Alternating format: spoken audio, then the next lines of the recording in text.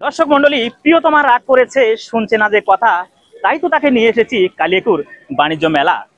ভালোবেসে যদি কেউ করে যায় পর, পৃথিবীটা হয়ে ওঠে তার কাছে বড়ই নিষ্ঠুর। তাই তো বলি, সব সময় ভালোবাসবেন পবিত্র মনের মানুষ দেখে, যাতে হাজারো বিপদের মাঝে সেই প্রিয়জন আপনাকে না যায় কখনো একা করে বা নিঃস্ব ফেলে। দর্শক মন্ডলী, মনের মানুষটিকে তাই ভালো রাখতে, সুন্দর রাখতে এবং একটু খুশি করতে আমরা বিভিন্ন আকর্ষণীয় জায়গায় ঘুরে থাকি। তার ওই ধারাবাহিকতায় আজ আমরা এসেছি বাংলাদেশের বৃহত্তর বাণিজ্য মেলার আদলে নির্মিত কালিয়াকুর প্রেস ক্লাব কর্তৃক আয়োজিত আজকের এই প্রিয় কালিয়াকুর বাণিজ্য মেলায়। ধন্যবাদ।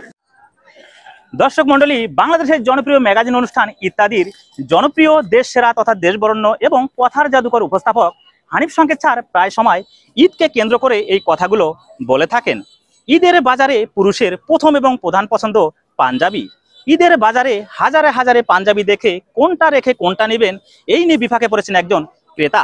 আর অমনি ছুটে এলেন বিক্রেতা।